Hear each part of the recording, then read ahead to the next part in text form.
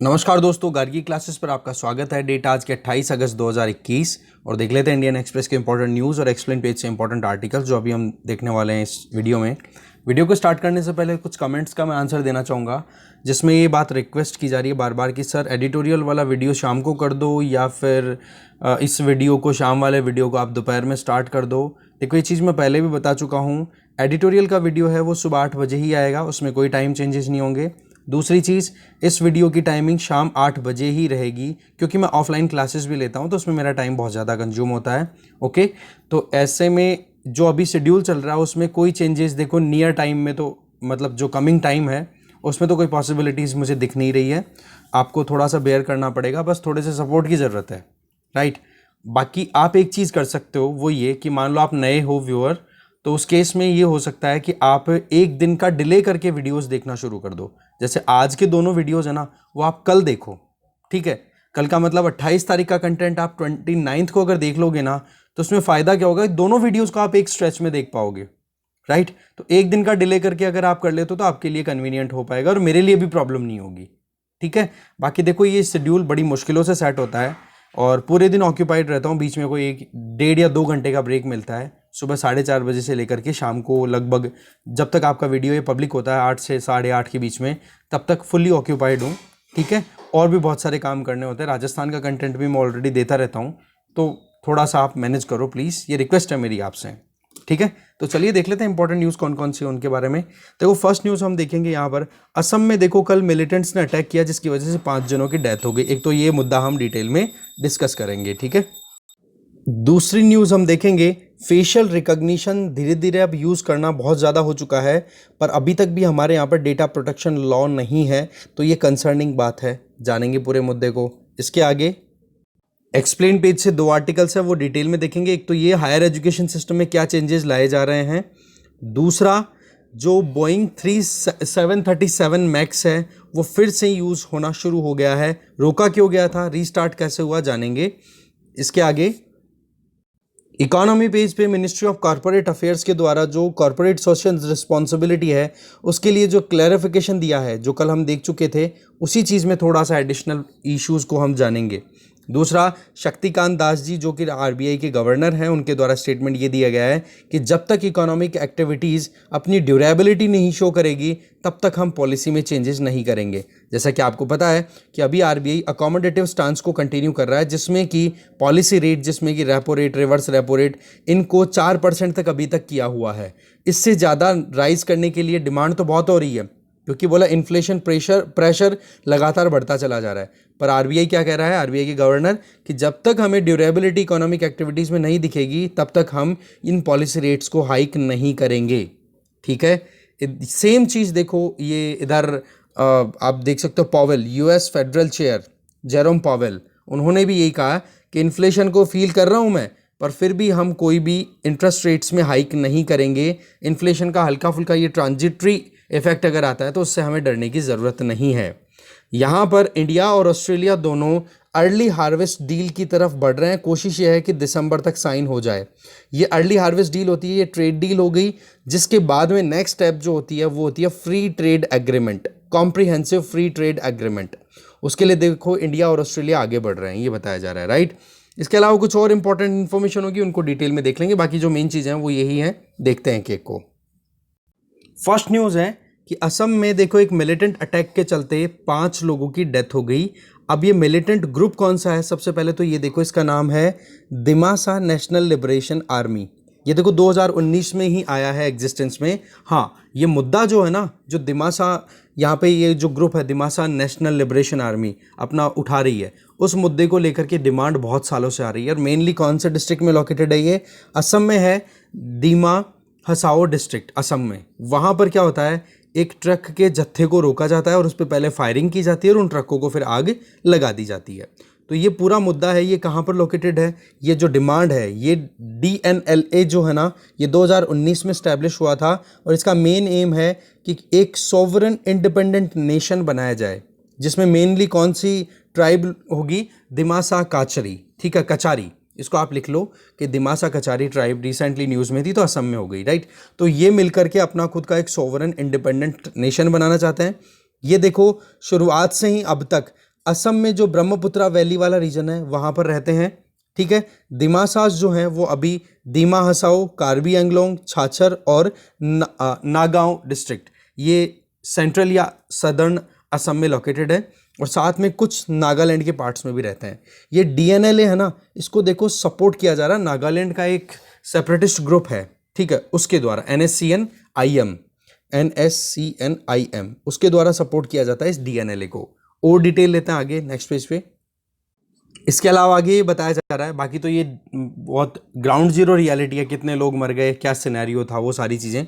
इससे ज़्यादा इंपॉर्टेंट हमारे लिए है कि हिल डिस्ट्रिक्ट जो है डीमा हसाओ, यहाँ पर देखो नॉर्दर्न छाछर हिल्स ऑटोनॉमस काउंसिल के द्वारा ये रनिंग होती है, यहाँ पर जो एडमिनिस्ट्रेशन की है वो, ठीक है। और जो ऑटोनॉमी दी हुई है ना, वो दी हुई है हमारे कॉन्स्टिट्यूशन की जो 6th शेड्यूल है उसके बेसिस पे। 6th शेड्यूल में आपको पता है एटीएम मशीन के लिए, एटीएम मशीन इनके लिए 4 स्टेट्स के लिए यहाँ पर स्पेशल प्रोविजंस किए हुए हैं। जैसे एटीएम की बात करो तो असम, टी का मतलब हो गया आपका त्रिपुरा, इसके अलावा आप देख सकते हो मेघालय और मिजोरम, ये 4 स्टेट्स हैं, ओके। अब इनके लिए एक्सक्लूसिव कुछ प्रोविजंस किए हुए हैं, और उसी में देख लो असम का ये छाछर डिस्ट्रिक्ट है ना, वो आ जाता है, जहाँ पर ये दिमा हसाओ डिस्ट्रिक्ट भी आ गया उसी एरिया के अंदर, ओके।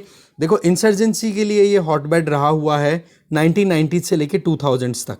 ऐसी बात नहीं है कि ये जो अभी जिस ग्रुप ने अटैक किया है ये कोई अभी कुछ सालों पहले का ही इवेंट है, इसके पहले भी यहाँ पर बहुत सारे मिलिटेंट ग्रुप्स स्टैब्लिश हो चुके हैं, जिसमें पहला ग्रुप है the Dimasa national security force, ठीक है। ये देखो स्टैब्लिश हो जाती है 1991 में। इसका एम क्या होता है, जो एम अभी इस डीएनएलएस का है जिसने अभी अटैक को अंजाम दिया ना, कि एक सेपरेट स्टेट बनाएंगे जिसको दिमाराजी नाम से उस कंट्री का नाम होगा। फिर आप देखो इस ग्रुप ने अपने आप को सरेंडर कर दिया 1995 में, और इसका वो जो मेन चीफ था जिसका नाम था जेवल गोरलोसा, वो क्या करता है, उसने एक और ग्रुप तैयार कर लिया जिसका नाम था दीमा हलाम दाऊगा, ओके। और ये जो दीमा हलाम दाऊगा है ये अपनी कंटिन्यूटी बनाए रख रहा था। एक तो एक्सटॉर्शन जो फिरौती ली जाती थी उसके बेसिस पे, जो किसी को डरा धमका करके पैसा निकलवाया जाता है वो, और एक हो गया टैक्सेशन लगा करके।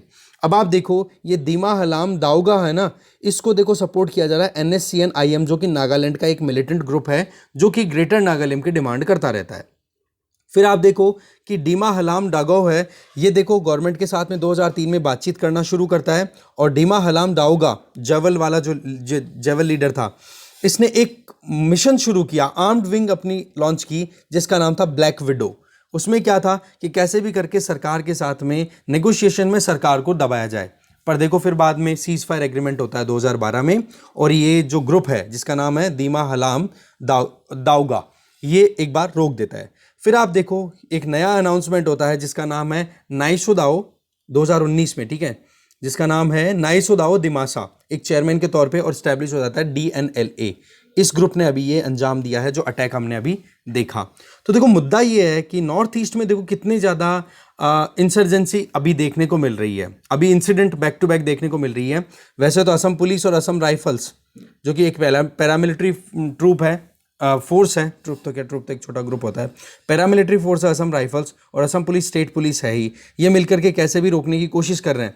पर फिर भी आप देख सकते हो कि लगातार यहाँ पर कुछ ना कुछ इंसिडेंट हो रहे हैं, जिसमें आपने एक तो देखा कि मिजोरम और असम के बीच में जो बॉर्डर डिस्प्यूट था उसके चलते 6 असम पुलिस पर्सनल्स की डेथ हुई। सिमिलरली मेघालय में आपको पता है कि honey trap national liberation council का लीडर, उसका मर्डर हो जाता है, तो उसके चलते वहाँ पर 72 घंटे का लॉकडाउन लगाया जाता है, या फिर आप कह सकते हो शट डाउन करना पड़ता है मेघालय में, ठीक है। नागालैंड का भी इशू आता रहता है NSCN-IM के द्वारा कि भाई हमें अलग से, कि जो भी नागा ट्राइब अलग अलग स्टेट्स में रहती है जिनकी बॉर्डर शेयर होती है नागालैंड के साथ में, तो बोला नागा ट्राइब की जो टेरिटरीज उनको कंबाइन करके हम ग्रेटर नागालैंड करके एक नया कंट्री लॉन्च करेंगे।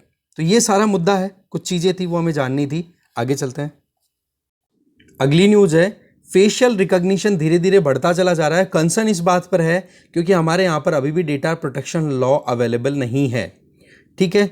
तो फेशियल रिकॉग्निशन टेक्नोलॉजी, फेस को रिकॉग्नाइज करके आपकी इन्फॉर्मेशन, जिनका भी फेस रिकॉग्नाइज किया उनको स्टोर कर लिया जाए, और फिर उसके बाद में जब कभी भी रिकॉग्निशन की ज़रूरत पड़े, फेशियल आइडेंटिटीज़ को आप ट्रेस करके चेक करना चाहो तो ईजीली इन्फॉर्मेशन रिट्रीव की जा सके, ठीक है। इसमें देखो लगातार नेटवर्क जो है ना वो बढ़ता चला जा रहा है और मेन फोकस है किस पे, क्या यूज़ होता है फेशियल रिकॉग्निशन में, डेफिनेटली कैमरा। और कैमरा भी कौन से, सीसीटीवी कैमरा जिसको हम बोलते हैं क्लोज सर्किट कैमराज। ठीक है। बहुत सारी स्टेट की मल्टीपल जो लॉ एंड ऑर्डर मेंटेन करने वाली एजेंसीज हैं वो हो गई, या फिर जो डेटाबेस है फोटोज़ के बेसिस पे वो इकट्ठा करना।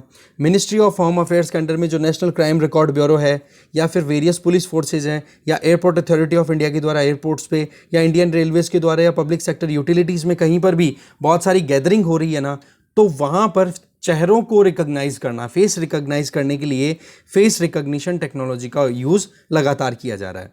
अब सवाल ये आ जाती है कि देखो ये जो सिस्टम तैयार किया जा रहा है ना, सॉफ्टवेयर डेवलप करना, ये पूरा एक कॉम्पैक्ट सिस्टम तैयार करना, उसको ऑपरेट करने के लिए जो डिवाइसेज हैं, अब इनको डेवलप करने वाली कुछ फर्म्स तो डोमेस्टिक है, कुछ ग्लोबल कंपनीज हैं।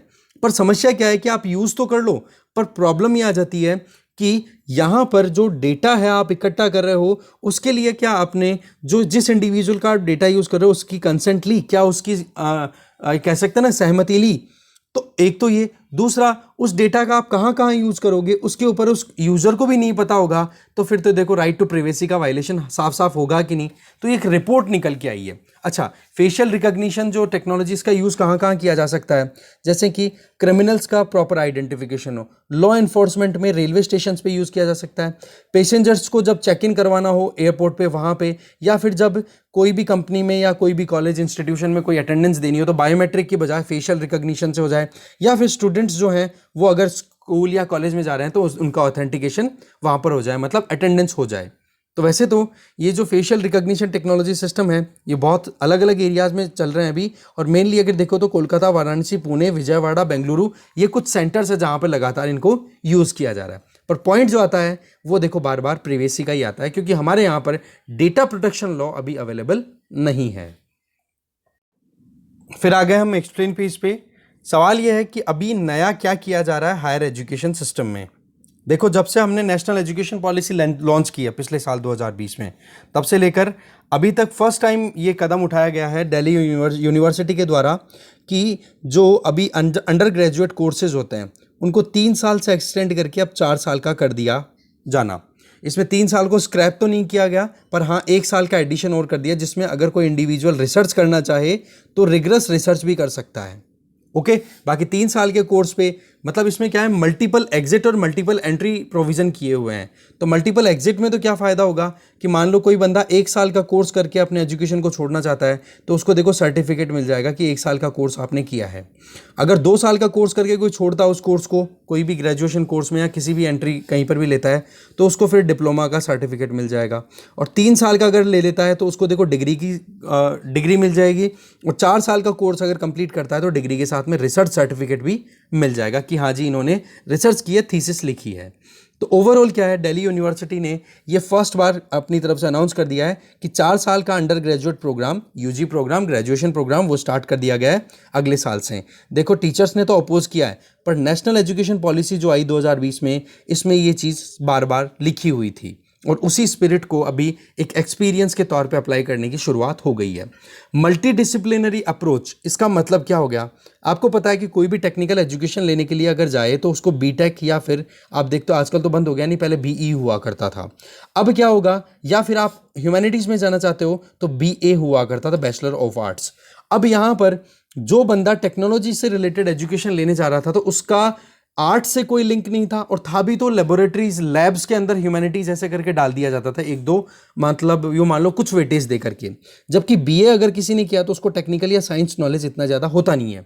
जबकि ज़रूरत क्या है आज के टाइम पे कि मल्टी डिसिप्लिनरी अप्रोच वाले जो स्टूडेंट्स तैयार होंगे वो फिर बाद में रियल टाइम सिचुएशन को डील कर पाएंगे। तो ऐसी सिचुएशन में क्या किया जा रहा है कि 4 साल का प्रोग्राम होगा जिसमें एक स्टूडेंट जो टेक्निकल या साइंस के कोर्सेज को करने जाएगा तो उसको ह्यूमैनिटीज़ भी पढ़ने का मौका मिलेगा और ह्यूमैनिटीज़ वाले को साइंस पढ़ने का मौका भी मिलेगा। तो एक ये मल्टी डिसिप्लिन का पॉइंट तैयार हो गया। इसके लिए आईआईटी बॉम्बे का एक एग्जाम्पल यहाँ पे दिया जा रहा है, जहाँ पर liberal arts, science and engineering लेज प्रोग्राम ऑलरेडी चालू हो चुका है, जो कि नेशनल एजुकेशन पॉलिसी के विजन के तौर पे ही काम कर रहा है। इसमें क्या है कि कोई भी इंडिविजुअल अगर बैचलर ऑफ साइंस डिग्री के लिए जाता है तो वो अलग अलग फील्ड्स में काम कर सकता है, जो कि उन अपने 4 साल के इस पर्टिकुलर प्रोग्राम में क्या क्या पढ़ेगा, इंजीनियरिंग साइंस भी पढ़ेगा, नेचुरल साइंस भी पढ़ेगा, सोशल साइंस भी पढ़ेगा, आर्ट्स एंड डिजाइन भी पढ़ेगा। ओके, और उसको 5वां ऑप्शन और दिया जाएगा कि वो अपने हिसाब से अगर कोई कोर्स तैयार करना चाहे किसी 2-3 कोर्सेज को मिक्स करके, तो वो भी किया जा सकता है। तो ओवरऑल क्या हो गया, मल्टी डिसिप्लिनरी अप्रोच हो गई। इसमें देखो आप, ये पहली बार आप देखोगे लेज के जो स्टूडेंट्स हैं ना, वो देखो दूसरे साल में एंटर हो चुके हैं, ठीक है, जहां पर वो देखो साउथ एशियन हिस्ट्री भी पढ़ रहे हैं, हिस्ट्री ऑफ साइंस भी पढ़ रहे हैं, कंटेम्प्रेरी डिजिटल सोसाइटीज भी पढ़ रहे हैं, current social structure, reading writing literature इनके बारे में भी पढ़ रहे हैं, और स्टेम के कोर्सेज भी वो साथ साथ में कर रहे हैं। तो इतना ज़्यादा एक डाइवर्सिफाइड मैनर में एजुकेशन प्रोवाइड की जा रही है। स्टेम का मतलब आपको पता होगा, science, technology, engineering and mathematics, इनके बारे में पूरी डिटेल पढ़ानी। ठीक है। फिर 4 साल का कोर्स की अगर बात करें तो देखो 3 आपको पता होगा कि MBBS, ठीक है, या इसके अलावा BTech, ये 2-3 प्रोफेशनल कोर्सेज हैं। इनको छोड़ करके जितने भी ग्रेजुएट कोर्सेज है, चाहे BA हो, BCom हो, BSc हो, ये सारे के सारे 3 साल के कोर्सेज होते हैं। तो अब क्या किया जा रहा है कि इन BA, BSc, BCom को भी अब 4 साल का कर दिया जाएगा। तो एक तो टाइम जो है वो मैच कर जाएगा सारे ग्रेजुएशन कोर्सेज का। इसके अलावा 4 साल के कोर्स में एकदम रिजिड ये नहीं है, एक तो ये नहीं है कि 3 साल के कोर्सेज को बिल्कुल स्क्रैप कर दिया गया, जी बिल्कुल भी नहीं। एक स्टूडेंट्स को एक्सपीरियंस मिलेगा कि वो क्या एजुकेशन लेना चाहते हैं। जैसे मैं आपको बता चुका हूं कि एक स्टूडेंट अगर कोई भी कोर्स में एंट्री लेता है तो उसके बाद में उसकी जितना एक्सपीरियंस उसके पास में होगा एजुकेशन का, उसके हिसाब से उनको सर्टिफाई किया जाएगा। जैसे कि 1 साल के लिए सर्टिफिकेट, 2 साल के लिए डिप्लोमा, 3 साल के लिए बैचलर डिग्री, और अगर वो बंदा चौथी साल में रिसर्च भी कर लेता है तो उनको एक डिग्री और उसके साथ में एक सर्टिफिकेट मिल जाएगा, जिसमें क्या लिखा जाएगा, अ रिगरस रिसर्च प्रोजेक्ट। ये सारी चीजें उनके साथ में प्रोविजन है। तो multiple exit, multiple entry. Multiple entry का क्या होगा वो आगे मैं बताऊंगा आपको। दिल्ली यूनिवर्सिटी ने देखो ये फर्स्ट बार हायर एजुकेशन इंस्टीट्यूशन में अप्लाई करने की बात की है, जो कि एनविसाज किया हुआ है नेशनल एजुकेशन पॉलिसी 2020 में। ठीक है, अभी तक क्या है, 3 साल का अभी जो है तो 4 साल का प्रोग्राम भी चालू रहेगा और 3 साल का प्रोग्राम भी चालू रहेगा। अगर कोई बच्चे 4 साल के प्रोग्राम को ज्वाइन करना चाहे तो कोई प्रॉब्लम नहीं है। तो कहने का मतलब क्या हो गया, वॉलंटरीली इस चीज को इंट्रोड्यूस की गई है, ना कि मैंडेटरीली कि बच्चों को अब 4 साल का ही कोर्स करना पड़ेगा। फिर बात आ जाती है कि एडमिशन को, ये जो बैंक ऑफ क्रेडिट है, एडमिशन बैंक ऑफ क्रेडिट, इसका प्रोविजन किया है। ये क्या होता है, इसमें सिंपल सी तरीका ये है कि एक बंदा अगर एजुकेशन लेना चाहता है और उसने एडमिशन लिया कोई यूनिवर्सिटी ए में, और उस यूनिवर्सिटी में उसने कोर्स कर लिए कि मान लो उसने 7-8 सब्जेक्ट पढ़ लिए, ठीक है, और टोटल उस कोर्स में उसको पढ़ने कम से कम 25 सब्जेक्ट्स। मैं एक एग्जांपल दे रहा हूं, उसने 7-8 सब्जेक्ट्स पढ़ लिए ए यूनिवर्सिटी से, फिर वो पहुंच जाता है अपना ट्रांसफर लेकर के कि बोला ए यूनिवर्सिटी की बजाय मैं बी में जाके पढ़ लूं तो ठीक रहेगा। तो वो यूनिवर्सिटी जैसे स्विच करेगा तो इसने जो 8 सब्जेक्ट पढ़ लिए ना, उन 8 सब्जेक्ट्स को यहाँ पे दोबारा नहीं पढ़ने की जरूरत होगी, क्योंकि यहाँ से जैसे ही ए से वो निकलेगा ना, तो यहाँ पर जो इसका ट्रांसफर सर्टिफिकेट होगा TC, उसमें ये ए यूनिवर्सिटी मेंशन कर देगी कि इस बंदे ने क्या एजुकेशन अभी तक ली है और कौन कौन से कोर्सेज कंप्लीट कर लिए। तो उनके क्रेडिट क्या है उस ट्रांसफर सर्टिफिकेट में लिस्ट कर दिए जाएंगे, और फिर वो जाकर के बी में जैसे ही वो ट्रांसफर सर्टिफिकेट इंट्रोड्यूस करेगा अपना कि हाँ जी ये लो मेरी TC, तो उसके बाद में उसको वो कोर्सेज दोबारा से नहीं पढ़ने पड़ेंगे। अब नए सब्जेक्ट्स वो पढ़ना चाहता है वो पढ़ सकता है। ठीक है, और ये मेंटेन कौन करेगा, ओवरऑल इस क्रेडिट सिस्टम को academic bank of credit ABC, ये इस चीज को मैनेज करेगा। ओके, ये सिस्टम देखो सारा का सारा नेशनल एजुकेशन पॉलिसी के तहत है, जिसको बोला जा रहा है चॉइस बेस्ड क्रेडिट सिस्टम, कि कोई सब्जेक्ट किस सब्जेक्ट को पढ़ना चाहता है, कोई स्टूडेंट किस सब्जेक्ट को पढ़ना चाहता है वो उसकी चॉइस उसको दी जाए। बस ये है कि डिग्री कोर्स होने से पहले उसको मान लो कि हाँ 25 सब्जेक्ट पढ़ने हैं कि 20 सब्जेक्ट पढ़ने हैं, और उनका क्रेडिट भी वेटेज दिया जाएगा कि इस सब्जेक्ट को इतना वेटेज दिया गया है, दूसरे को मैथ्स को इतना दिया, साइंस को इतना, आर्ट्स को, ज्योग्राफी को इतना, पॉलिटिकल साइंस को इतना। तो ओवरऑल वेटेज निकाल लिया कि जी 25 कोर्सेज तो हो गए, पर इनका वेटेज जो है वो 80 क्रेडिट्स होने चाहिए टोटल, डिवाइड कर दिया जाता है। मतलब ये मार्किंग होती है कि जी पॉलिटिकल साइंस आपने पूरी पढ़ ली ना, इसका मतलब आपको 10 क्रेडिट मिल जाएंगे। एक एग्जांपल दे रहा हूँ, अगर आपने मैथ्स पढ़ ली तो आपको 15 क्रेडिट मिल जाएंगे। तो ऐसे दोनों को मिलाकर के कितने हो गए टोटल, 15 और 10 25। ऐसे हर एक सब्जेक्ट का अपना अपना वेटेज होता है, और मिनिमम क्रेडिट क्राइटेरिया फिक्स कर दिया जाएगा कि इतना क्रेडिट जब तक कोई स्कोर नहीं करेगा तब तक उसको डिग्री नहीं मिलेगी। तो ऐसे में क्रेडिट सिस्टम और नंबर ऑफ सब्जेक्ट्स ये मिनिमम फिक्स कर दिए जाएंगे। ज़्यादा तो करे तो ठीक है, पर कम से कम तो करे। इससे क्या हो जाएगा कि एक बंदा जो डिफरेंट मल्टी डिसिप्लिनरी अप्रोच के बेसिस पे अपनी एजुकेशन कंप्लीट करे तो उसको फिर बाद में आगे प्रॉब्लम ना आए, और एक वो अपने आप में एक मल्टी डिसिप्लिनरी बेसिस पे अपनी पर्सनल एनहेंस कर सके, राइट। तो ये एबीसी का सिस्टम यहां पर आपको समझ में आ गया होगा, राइट। ये मल्टीपल एंट्री वाला यही कॉन्सेप्ट था कि आप कहीं पर भी एंट्री ले सकते हो, ठीक है, हायर एजुकेशन इंस्टीट्यूशंस में। ये मैं आपको बता चुका हूं। फिर बात आ जाती है रीजनल लैंग्वेज की। तो देखो, नेशनल एजुकेशन पॉलिसी में ये चीज़ बिल्कुल कही है कि हम इंडियन लैंग्वेजेस को प्रमोट करेंगे एजुकेशन में, चाहे वो आर्ट एंड कल्चर के थ्रू करें, चाहे हम साइंस एंड टेक्नोलॉजी की बात करें, ठीक है। इससे क्या होगा कि रीजनल लैंग्वेजेस को एक मीडियम के तौर पे अगर हम अडॉप्ट करते हैं तो ज़्यादातर बच्चे अट्रैक्टेड होंगे हायर एजुकेशन की तरफ। क्योंकि अगर आप हायर एजुकेशन को केवल इंग्लिश में दोगे तो बच्चे क्या करेंगे, वहाँ पर डीमोटिवेटेड फील करेंगे। और वही अगर रीजनल लैंग्वेजेस में, मान लो हिंदी में आप दे रहे हो या फिर कोई और लैंग्वेज में, जैसे कि अभी 14 इंजीनियरिंग कॉलेजेस को अलाउ कर दिया है कि वो टेक्निकल कोर्सेज जो हैं वो रीजनल लैंग्वेज में दे सकते हैं, और 5 रीजनल लैंग्वेजेस को अप्रूवल मिल गया है। वो है मराठी, तमिल, बंगाली, तेलुगु और हिंदी, इन 5 लैंग्वेजेस में। तो इनमें से जो भी लैंग्वेज उनको सूटेबल लगेगी अपने एरिया के हिसाब से वो लैंग्वेज यूज करके और एजुकेशन प्रोवाइड कर सकेंगे। फायदा क्या होगा, ग्रोस एनरोलमेंट रेशियो ये बढ़ेगा हायर एजुकेशन में। फिर बात आ जाती है नेशनल एंट्रेंस टेस्ट की। तो देखो, आपको पता है अलग अलग यूनिवर्सिटी है ना, अलग अलग टेस्ट कंडक्ट कराती है अपने यहाँ पर एडमिशन देने के लिए।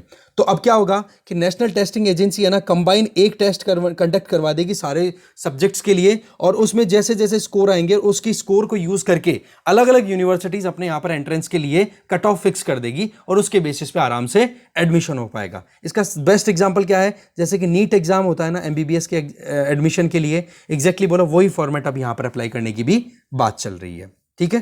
तो यह है पूरा मुद्दा। हायर एजुकेशन में क्या चेंज आया है वो जाना, आगे चलते हैं। फिर एक्सप्लेन पेज पे छोटा सा कंटेंट है, दैट इज कि क्यों बोइंग 737X को मैक्स को ग्राउंड किया गया और वापस से अलाउ कर दिया। देखो, इसके पीछे वजह क्या है। ये बोइंग कंपनी है यूएसए की, जो कि प्लेन बनाती है, एयरक्राफ्ट्स बनाती है। तो बैन तो कर दिया था देखो मार्च 2019 में। इसके पीछे वजह थी कि 2018 और 2019 में 2 बड़े क्रैश हुए थे, जिसके चलते अराउंड 350 लोगों की डेथ हो गई थी।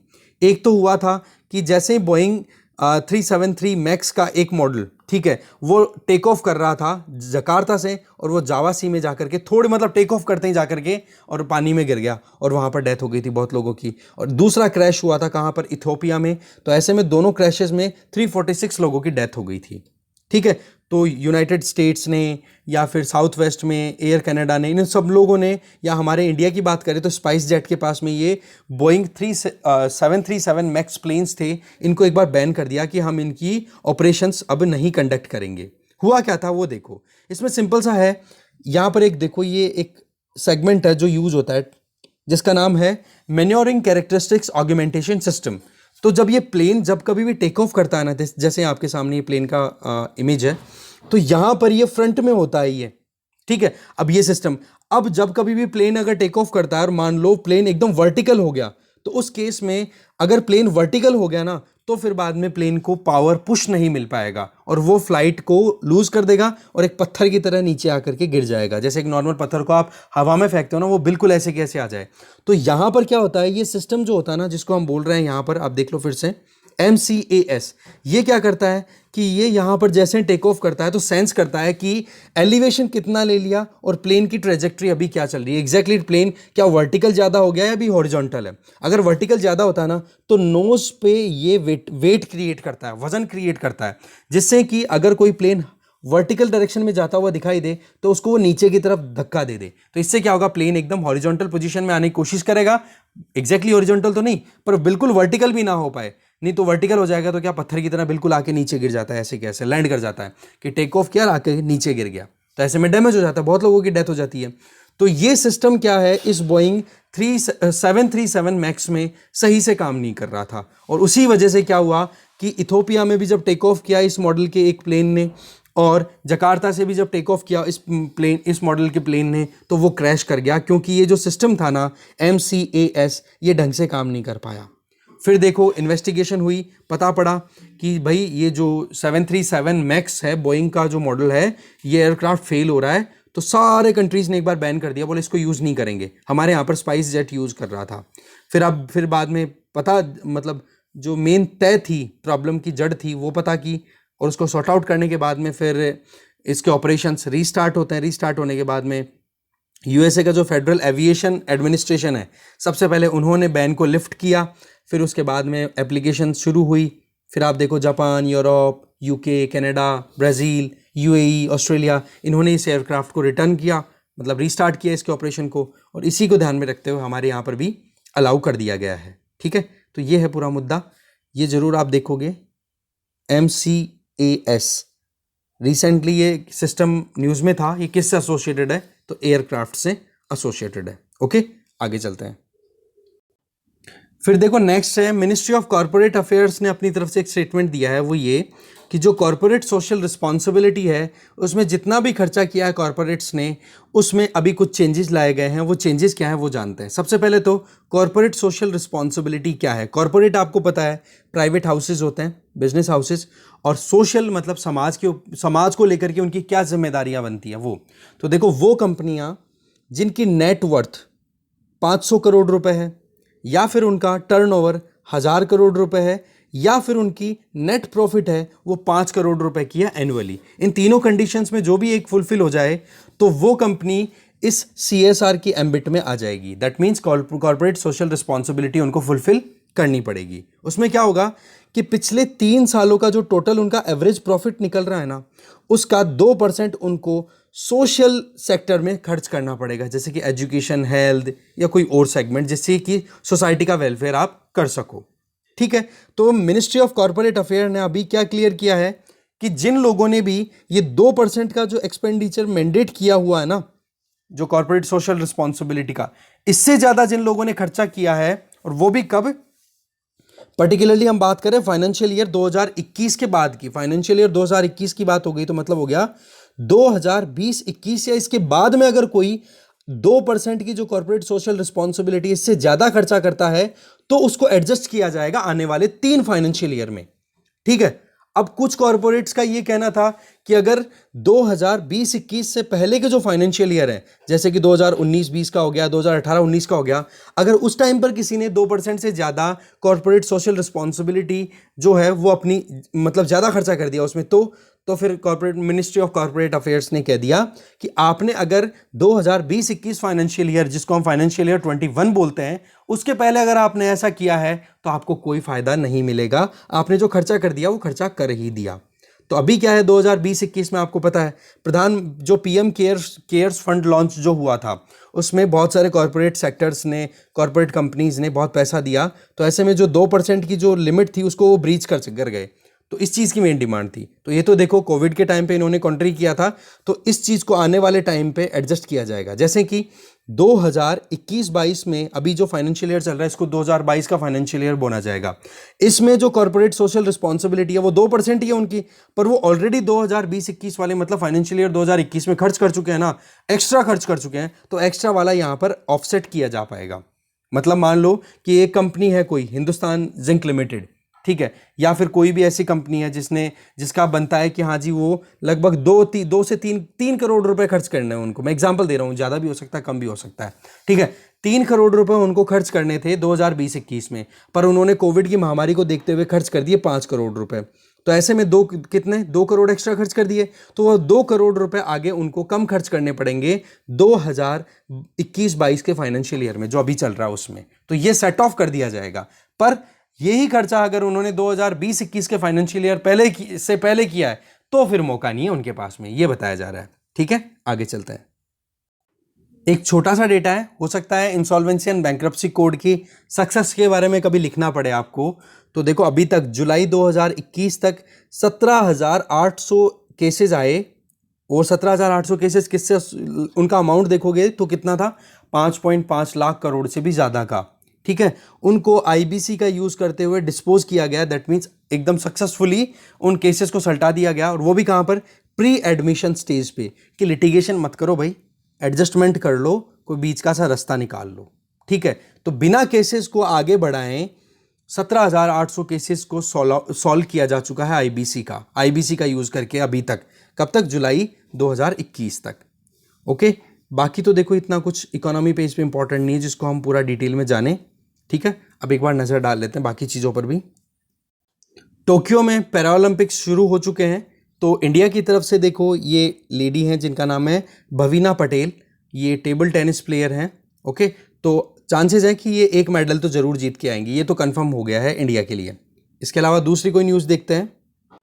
वर्ल्ड पेज पे आप देखो, जैसे ही काबुल एयरपोर्ट के बाहर अटैक हुआ तो उसमें देखो 12 यूएस के पर्सनल्स की डेथ भी हो गई, यूएस मिलिट्री या यूएस ट्रूप्स की। तो ऐसे में जो बाइडन ने कहा है कि हम भी अब कुछ बाकी नहीं छोड़ेंगे, ठीक है, हम बहुत बुरे तरीके से क्रैक करेंगे इनको, जो तालिबान और ये जो आईएसआईएस ने जो अटैक किया है। अब देखो मुद्दा क्या आ गया है, आईएसकेपी खोरासन प्रोविंस में जो इस्लामिक स्टेट की एक ब्रांच चल रही है ना, वो सरदर्दी हो चुकी है अब तालिबान से भी ज़्यादा, ठीक है। उन्होंने क्या तालिबान को चैलेंज करना शुरू कर दिया। एक तो ये लग रहा था कि तालिबान टेक ओवर कर लेगा तो कम से कम मिलिटेंट्स हैं वो कम अब जिम्मेदारी भरी काम करेंगे, पर वही चीज़ अब दूसरा ग्रुप निकल के आ गया। अफगानिस्तान के एक मिनिस्टर अब जर्मनी के अंदर एक बाइसिकल कुरियर की तरह काम कर रहे हैं, पिज़्ज़ा डिलीवर कर रहे हैं। देखो टाइम बदलता है आदमी का। बाकी तो देखो टेनेसी फ्लड्स आई थी अभी, ठीक है। टेनेसी एक स्टेट है यूएसए का, लैंडलॉक्ड स्टेट। वहाँ पर एक पायलट और उसकी फियांसे मतलब उसकी जो मंगेतर थी, उन्होंने मिलकर के लगभग 17 जनों की डेथ बचाई, मतलब 17 जनों की जान बचाई इन शॉर्ट। दूसरी अफगानिस्तान में जो अभी CIA है, CIA कहाँ की इंटेलिजेंस एजेंसी है, ये आपको पता ही है, यूएसए की है। और अभी ये लगातार अपनी एक्टिविटीज़ को कंटिन्यू करेगी, अफगानिस्तान से जल्दी से अपनी जगह खाली करने वाली नहीं है, ठीक है। तो यही चीज़ें अफगानिस्तान से रिलेटेड है पूरा वर्ल्ड पेज। चलिए ठीक है, इस न्यूज़ में इतना ही था, जितना था वो कर लिया। Thank you very much. और जो शुरू में बोला प्लीज़ उसको माइंड करना। Thank you.